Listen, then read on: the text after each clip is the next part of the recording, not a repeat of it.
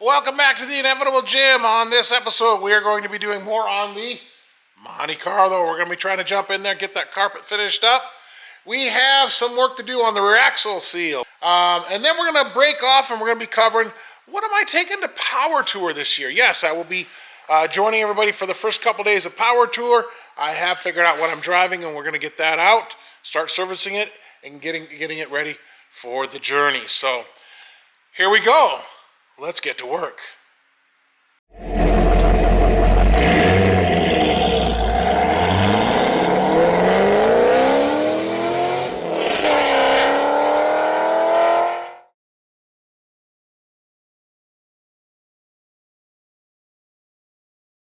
Alrighty, we are back at it with the 75 Monte Carlo. It's been a few days, but here we are. We got to jump in here. We got to remove the kick panels, sill plates, such like that, and then we can lay the carpeting in. Now, the carpet does come in two sections, a front section and a rear section, which honestly I kind of like because it makes it just a little easier to handle.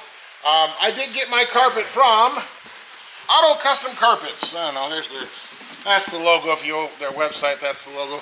Auto Custom Carpets. I tell you what, I'm not sponsored by them or anything like that, but I've bought many carpet sets from them for various vehicles.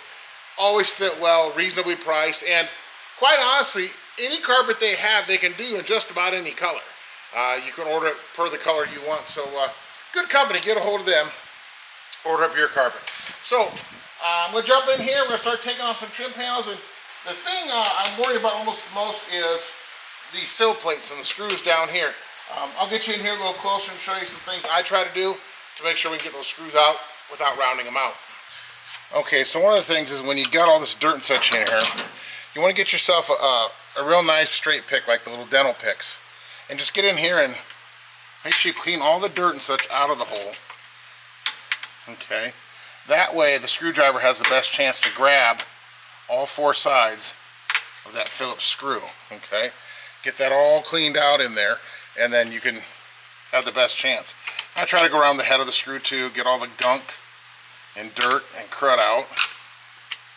Now if you got one that's really crusty, or especially one that somebody's already been on there with a screwdriver and rounded off, I have an old broken punch, small punch here that it was broken, so I took and I kind of made it a little dull point on there, so it's not really like a center punch, but it's not so fat that when I go down in here it's going to mess up any of the four flanges.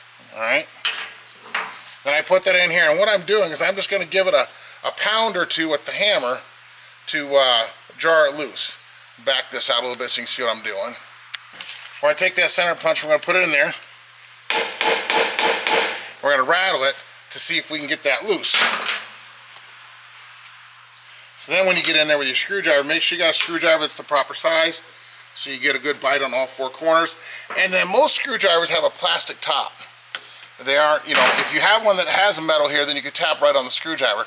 These aren't, so I use the punch and turn. And see if you get lucky.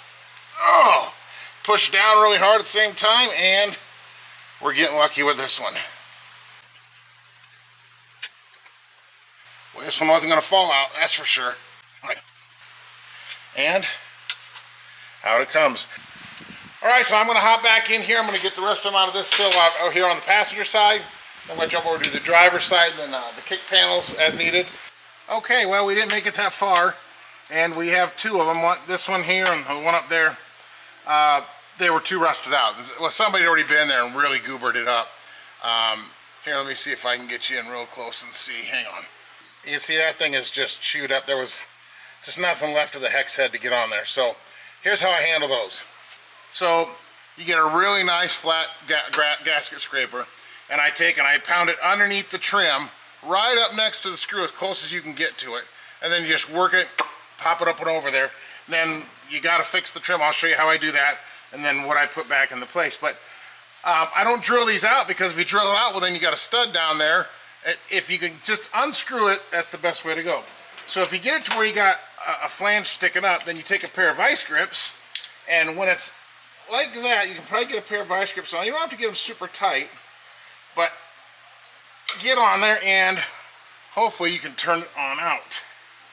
Just work it a little bit, nice and easy, And there you go. Now we can unscrew it.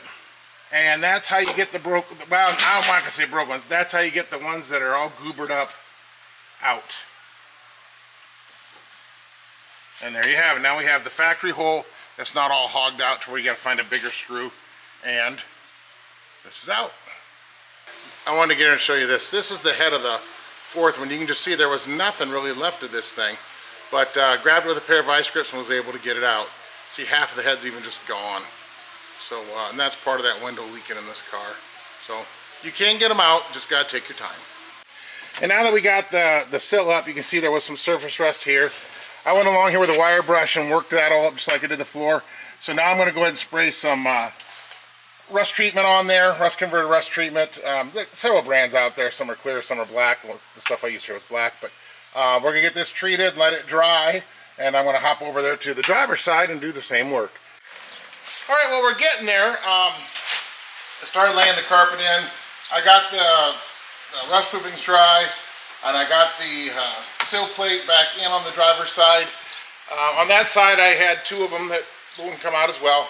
So we're gonna get this side back together, and I'll show you how I repair those holes that I had to pry it up and over those screws that just weren't gonna come out, and then we'll get this back together. It's coming along, a little trimming and fitting, but we're getting there.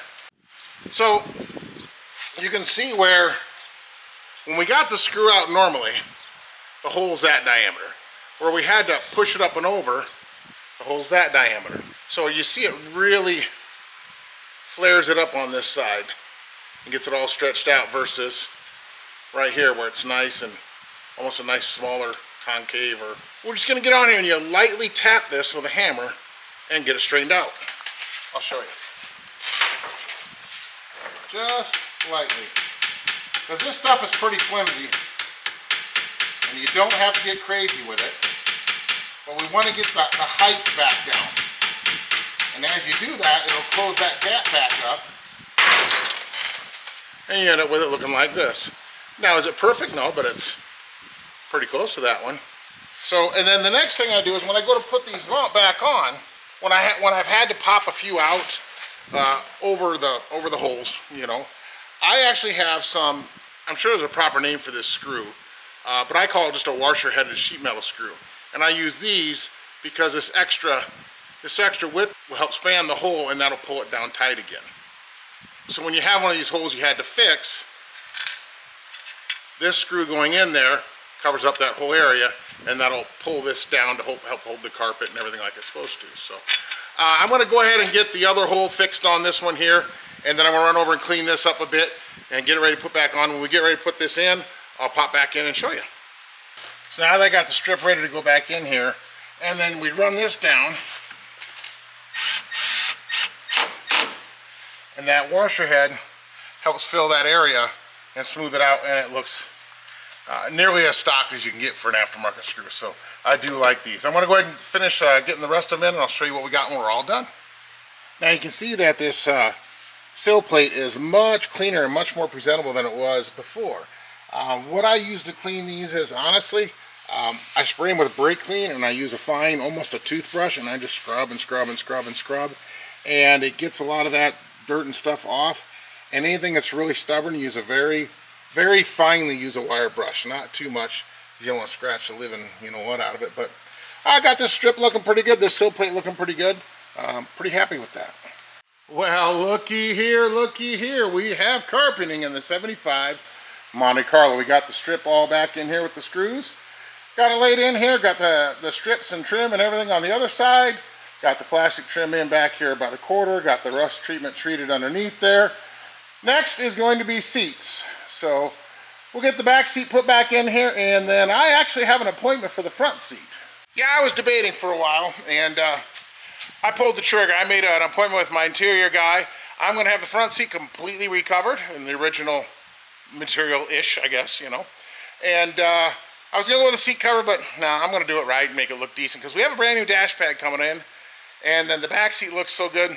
Get the front seat done right, get the interior looking, well, as good as we can. Am I restoring this interior? Absolutely not. Am I making it a nice driver quality car that somebody could drive with a little bit of pride? That's the idea. So I'm gonna clean up the mess here a little bit, and we gotta move on to a rear axle seal.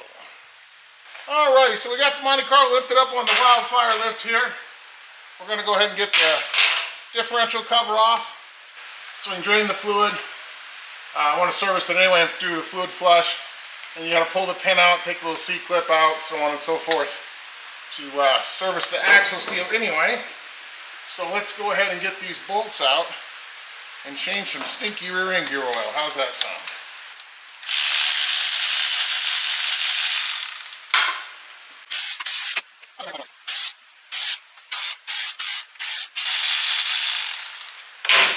Okay, get yourself a scraper or chisel and put it on the edge here, give it a few taps. And out will come the stinky gooiness. There you go. Oh, yummy. Yummy. I don't know about you, but rear end grease is one of those that you just can't get the smell off your hands for days. But honestly, it don't look too bad in here. So we're gonna go ahead and let this drain. It's starting to it's gonna get dark here pretty soon. And honestly, I gotta jump out and mow the yard. So I'm gonna take a break, let this drain. I gotta go mow some grass. When we come back, we'll pull that pin, get the C-clip out, and pull that axle and get that seal changed.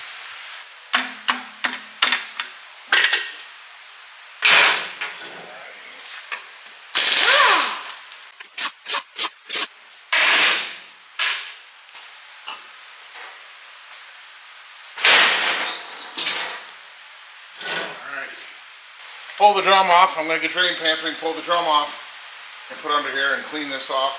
But before that, I wanted to get this loose so I can go in and pull that 5/16 pin out, get the C-clip out of the rear end. Okay, so we got the pin here that we've got to get out and get you a good, make sure you got a 5/16 wrench or something that can bite all the way on there.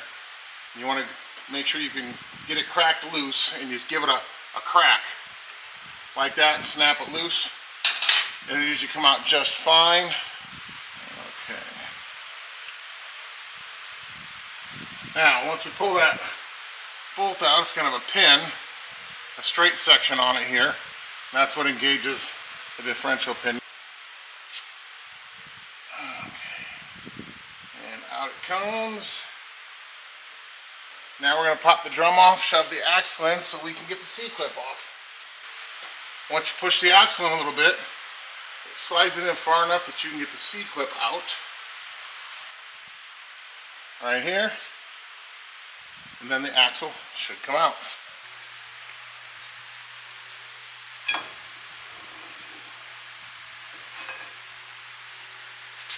There's our axle. Set that aside. And here's our axle seal. This is the unit that we need to change. You always want to take a real good look right here on your axle at the bearing surface to make sure that it's not grooved or dug in. But this one looks nice, clean, and smooth. We should be good there. Let's pop this axle seal out and clean up our mess.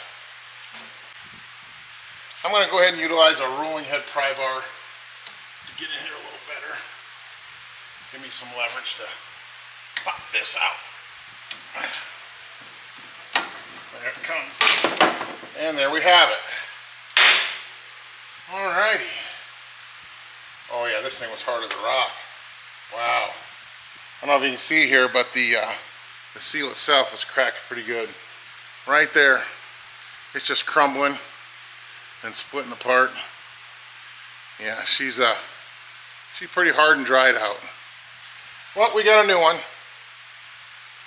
Let's get it put in. And of course the parts gremlins strike again. Wrong axle seal. It's way too big. Well, par for the course. Well, I'm going to get on the horn and see if they got the right one. Alright, we're back out here. Got some new seals, where I always came through with a couple seals. Yeah, a couple. When I got this one out and saw as hard as it was, I got the pin and everything out already. I'm going to go ahead and do both sides. Seems like a logical thing to do, so get this one pounded in here. And then we will get things back together.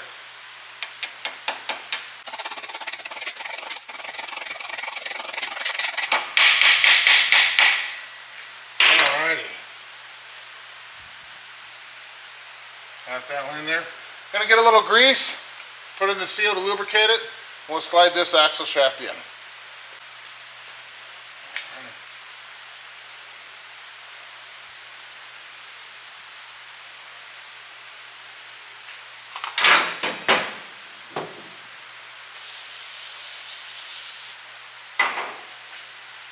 Just cleaning up the axle here a little bit, right on the bearing surface and the seal surface. A little brake clean on the rag. Make sure everything's good to go. All right. A little lube for that. All right. And let's slide it back in.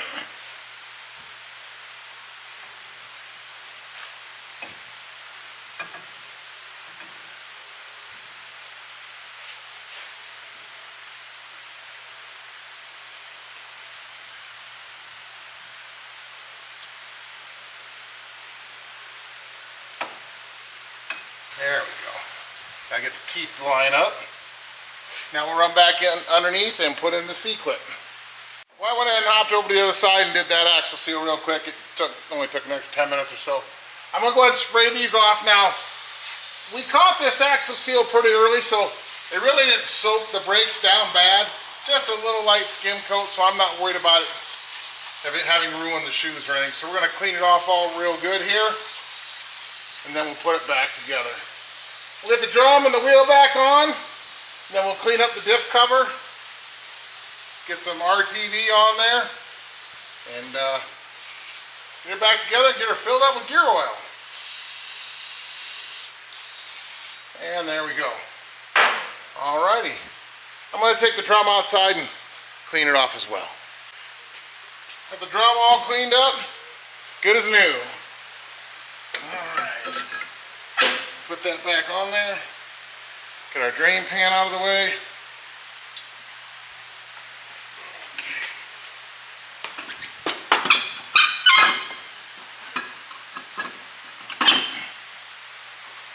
Alright. It's been a long day today. I'm tired.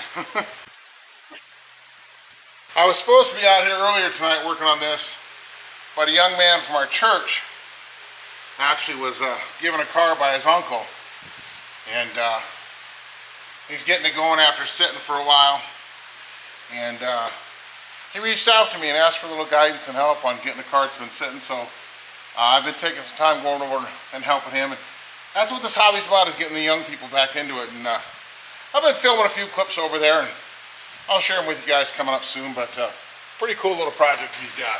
Get these snugged up. Alrighty. Get the center cap back on.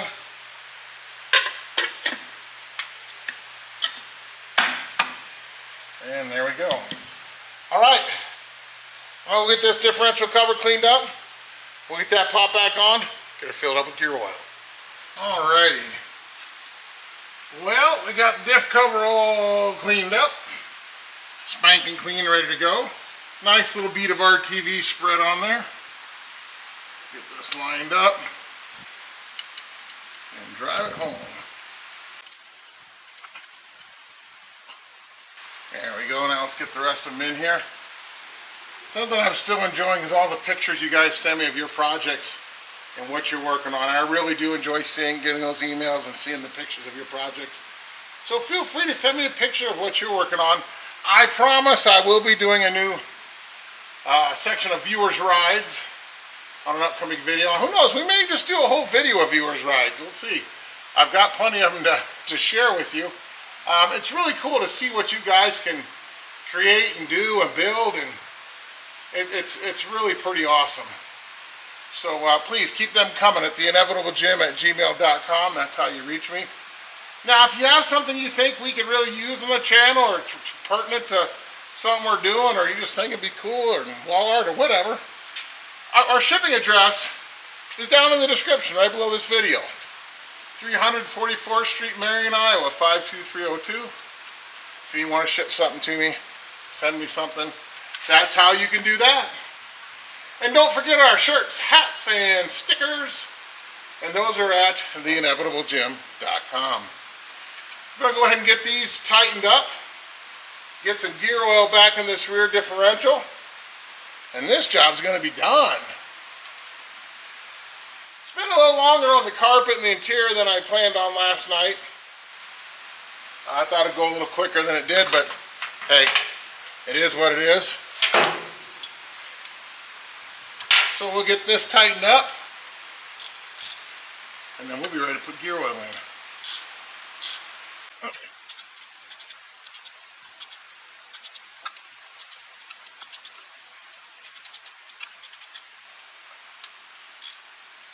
Alrighty, that's it for tightening it up. I'm gonna get her filled up with gear oil, get her down off the stands. Well, I wanted to hop in here real quick and chat with you guys a little bit. I got an email one day. Colin from Art Captain, the welding company, nice folks, reached out to me, and Colin says, "Hey, check out our website and see, look at our equipment and such. We like your channel. I was wondering if you would have a need for any of our products and our welders." And quite honestly, I don't do a ton of welding. It goes in spurts. I get projects, then I might not for a while, then I do, and honestly, I do a fair bit on and off. And I've always struggled to find a decent, smaller welder. Currently, I've been really torturing a hobo freight one. But Colin says, "Hey, take a look." And so I went and checked out their website, looked at their products, and I said, hey, I kind of like that MIG 205 you got. And he says, "I'll tell you what, how about we hook you up with the MIG 205 Pro and see what you think about it, try it on the channel." And I thought, well, I'll give it a whirl. I don't mind reviewing products, but you're going to get my honest opinion. Now, am I a professional welder? By absolutely no means whatsoever.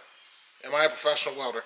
Quite honestly, 95% of all the welding I do is flux core wire welding. And the reason is I've always wanted portability. I want to be able to pick it up and take it where I want to use it, and I've always wanted 110 power. And that way I could take it to a buddy's house, take it to wherever, and weld, and not have to lug a bottle and such. Now, do I like MIG welding, with the gas and such? Oh yeah, I love it. But the flux core, it's just what I've always done. But anyway, long story short, had a great conversation with Colin, and I said, sure. So he sends it on out, and I said, well, I also noticed on your website, you guys have a real nice auto darkening helmet, and I've about wore out my gloves.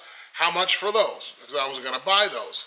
You sent me a welder, let me buy a helmet, and let me buy some gloves. He says, nope, I got some I want you to try. Send me a helmet and sent me the gloves as well. So, I'm going to tell you real quick, the helmet, nice unit. It comes in a box, of course, but comes with its own protective bag. And I took it out and peeked at it. This is a very nice unit, has a ton of adjustability. The one thing I really like is on the side here, you can set it, you can use this if you're just going to grind on something and want a little bit of eye protection for that, for the brightness, and as well as a face shield. If you're going to cut, if you're going to be torching, or if you're going to be welding, you can set it to whichever one you want. You can set the how dark you want it to go, and you can set the sensitivity here on this dial. And then here you got fast, medium, and slow on the delay. And I gave it a quick little try, and dang, I am impressed with this helmet. My old auto darkening helmet it gave up the ghost about 6 months ago, and I've just been using a regular old welding helmet. They have to flip up, flip down, flip up, flip down. That just sucks. Auto darkening is where it's at. So, and then the gloves. Now, I gotta be honest with you, when it comes to gloves, I've got this curse. I've got these stubby little hands.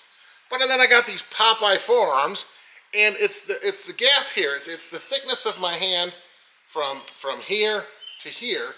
Any glove I get, you can't get it over this part unless it's like a large, extra large, whatever. And I get the glove on, well then the fingers are sticking out to here. All right. So especially even with welding gloves, I'm like, let's see. Usually it's the Popeye arm problem as well as the thickness of my hand. These slip right on, and they fit. It's at the edge of my Popeye, but they're not super tight, and they are soft and comfortable. And my hand slid right through. They fit excellent. So Thank you very much, Colin, for the gloves and this amazing helmet. But let's talk about this machine here real quick. Getting out of the box, first thing I noticed was, A, it was packed really well. The instruction manual is point on. I mean, it's got anything you want to know about setting up in any way, direction, shape, or form.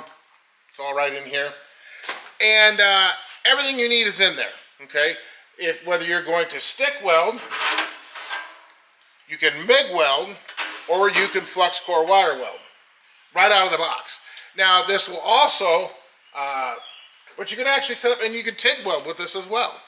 This unit will run off of 220 or 110. The plug has an adapter. It comes with the 220 plug on it, but it already has the adapter plugged into it out of the box for 110, like that. The gun comes pre-assembled for 035 wire. I did switch it to 030. I had the tips in the wire here, only because it comes with MIG 035 wire and flux core, and I had some 030 flux core wire. That's kind of the size I've used for a long time. So I did switch it to 030, and I had tips, so I put the tip in it you need. Immediately when I started putting it together, here's what I noticed. Right here where you put your lugs in, okay, this is the one to switch polarity, but the one for the ground here, when you look at these, I picked it up, it's like, dang, I mean, they got some weight and heft to them. And it's got a really nice brass end on it with the single lug. And you put it in and you twist, like a twist lock action, and it's a positive engagement. And you got to really get in there. And it's hefty. I'm telling you, it's hefty. I was very impressed with that. Then the next thing I noticed, I flipped it up to open up the door here to put the wire in. And check it out right here. I don't know how well the camera's going to pick it up, but it has an LED light that comes on, so you can actually see what you're doing. If you're in a dark corner of your shop, you can actually see what's going on to get the wire fed in. And then right here on the door is a whole quick setup, whether you're doing solid core, gasless, whatever you're doing. And depending on the thickness or gauge of steel, it gives you kind of a ballpark where to start with the voltage and the wire speed. That's nice because it's right here. You never have to go find your manual to look it up. So right off the bat, A+. The light, it's the silliest little thing, but nice. I like that. All right, I got it on my welding cart here, and I just use a metal cart that has it's a powered up cart that you can plug directly into, which is nice. All your settings are right on the front here, whether it's your inches per minute on your speed, the voltage you want to use. You get it dialed in, you get it set, and you can go basically right out of the box. I took my time and I had it up and together in 15 minutes. So I'm going to go ahead, I'm going to fire it up. I got a little piece of square stock down here and this is just a piece of, it's new steel, but it's not perfect and such. That's what I weld on. A lot of times we're trying to weld clean steel to nasty rusty steel, or rusty steel to rusty steel. It's amazing whatever it is you're trying to do. So I got a piece of average of what I would have in the shop. I got a little stool down here. I'm going to set you up here and run a bead, show you what it does. So far, I'm very impressed with the packaging, how it's set up. It comes with the gas regulator. It comes with extra tips. It comes with all the supplies you basically need. Everything except stuff for TIG welding, I guess, or a spool gun if you want to do a spool gun. But let's set this up and see what we can do. All right, we got the unit on. Let's see if we can just run a few beads on here and show you what it does.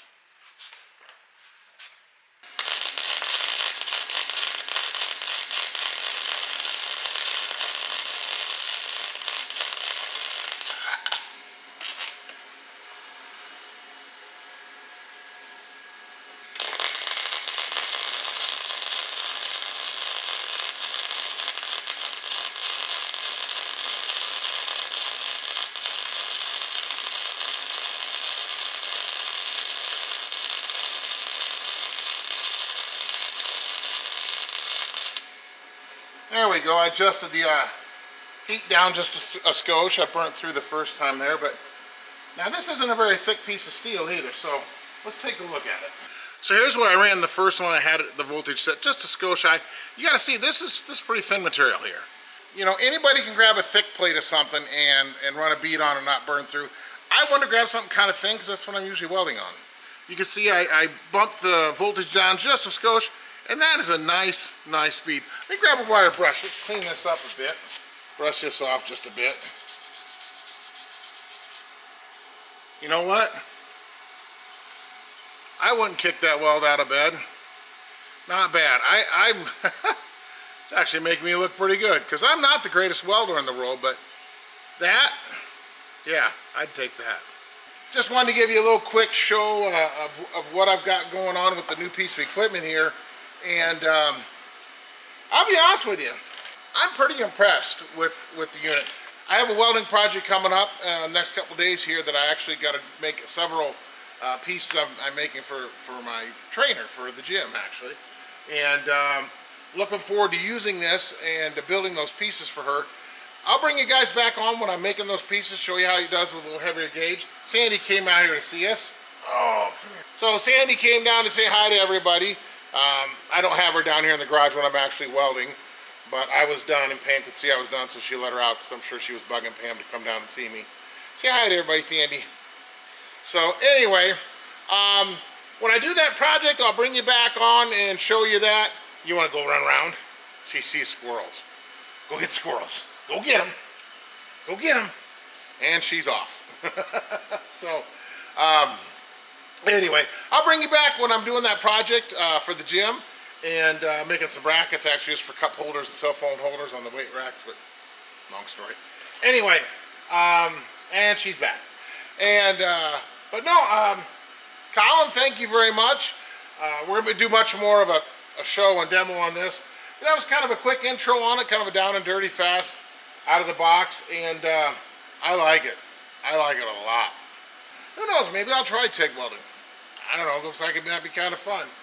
And I'm loving it so far. So stay tuned for more on the Arc Captain MiG 205 Pro. Well, I hope you liked that quick little unboxing and preview of the Arc Captain 205 Pro welder. If you'd like to get one for yourself, check out in the description. There's a link and everything to get one and even get you a little discount for yourself. So if you're interested, pop down there, check it out. And that leads me to the last part of this video. Yes, I'm going to go on power tour this year, first time ever, just for the first 2 days. So if you'd like to see me, I'm going to be hooking up with Dalton and a few others in Indianapolis and Peoria. So looking forward to that. But the biggest question is, what am I driving on power tour? I talked to Dalton, he said he's taking this big old LTD, and he said, since he's taking a big old Ford, Jim, why don't you take a big old Ford? So, and I don't know about you, but it doesn't get much bigger than a 1978 Lincoln Town Car. That's right. This car has 33,000 original miles, 460 cubic inch V8, and it is the lap of luxury going down the highway. I don't know about you, but for a long highway trip, I think a guy could get comfortable in here, don't you think? Nice plush leather seating, lots of room for stuff, and like I said, this car has 33,488 original miles. I am the second owner of this car. I bought it about, I think it's been about 5 years ago. We have a 460 V8 under the hood. Everything under here is fairly original. It has service as needed. But the thing is, we need to check it over and get it ready for a trip of substantial miles. Because I'll be dead honest, I have been so busy the last 6 months, I haven't driven this car since November, other than, well, I got it out yesterday. I haven't driven it regularly since November, so I want to go through here. We're going to change the oil, obviously, and then check everything over like you would for a regular trip. Now, the battery in it, believe it or not, was 10 years old, and so I went ahead and put a brand new one in when I got it out, just because, I mean, I'm on borrowed time, let's face it, 10 years old. But I'm going to go through, check the belts and such. I do know I have a valve cover gasket seeping, so I did order up some valve cover gaskets so we can take care of that. I'm not anticipating anything else, but we'll see when we dig in. The air blows cold, the cruise control works, and I'm looking forward to a comfortable ride. The clips on servicing this and getting it ready for power tour will be on the next video, featuring power tour, of course. And yeah, so what do you say we get to work.